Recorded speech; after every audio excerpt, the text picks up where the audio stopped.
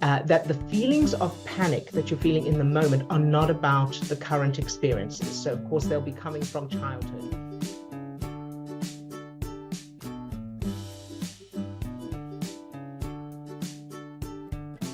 All right, and so the next question is, yes, so here's the next one, is also anonymous. Intrusive thoughts. So this person says, I'm chronically ill, but have panic disorder all my life. I developed semi-agoraphobia.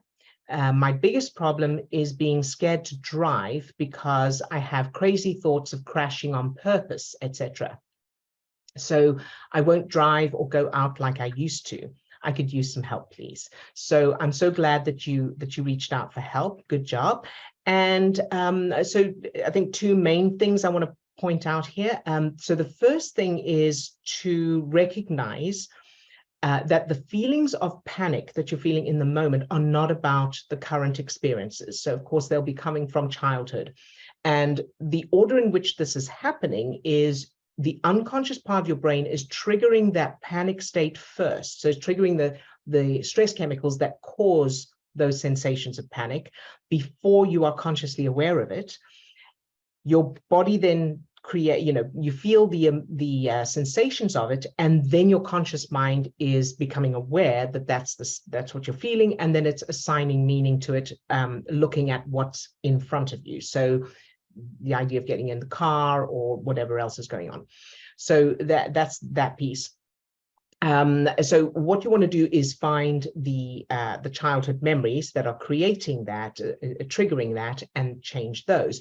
The reason it's so strong and seemingly impossible to change is because the stress chemicals that are creating that panic state, the stress chemicals that are being produced in those moments are the same chemicals like adrenaline and cortisol that would be produced if you were in physical danger. So that's why panic attacks feel so intense, and they feel like you're going to die, not because there's reason, not because you are going to die, but because those are the same chemicals that would be produced if you were going to die. So it's a chemical state.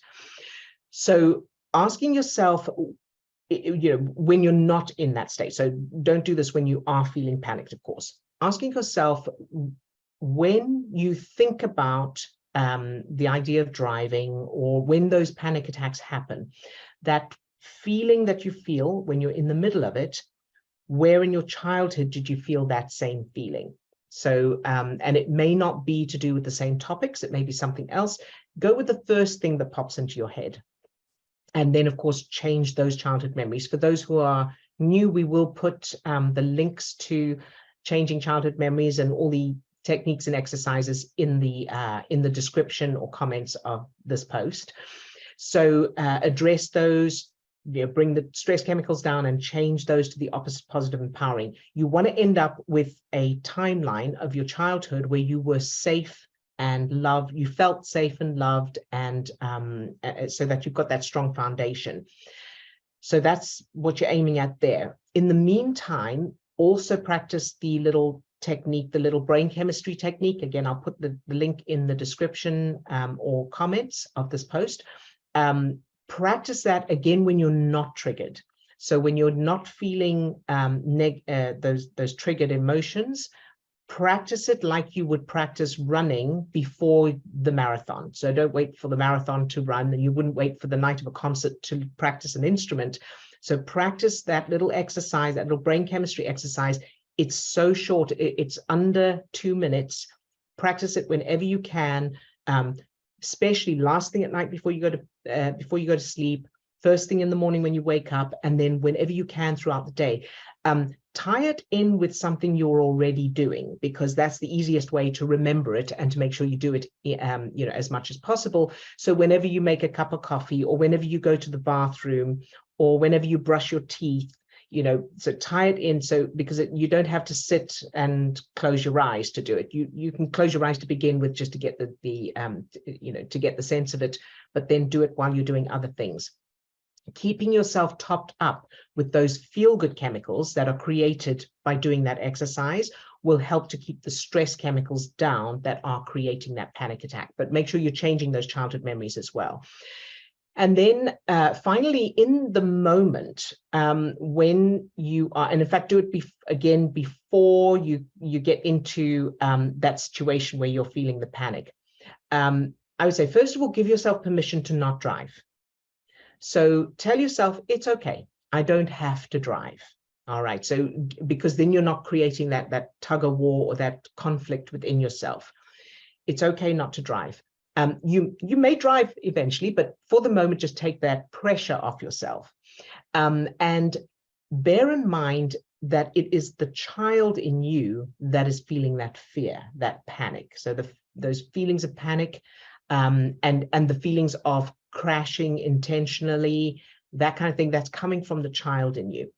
And so reassure that child. So imagine you've got this little child with you, and imagine giving them a hug and telling them, okay, it's all right. Just as you would if you had a real child with you who was frightened, think about how you would reassure them.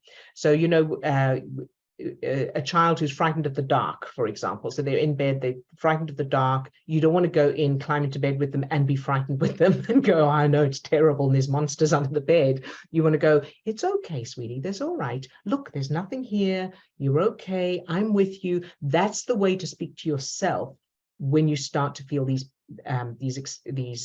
symptoms, but also do it before you feel the symptoms so that you are setting it up. You're pre-paving.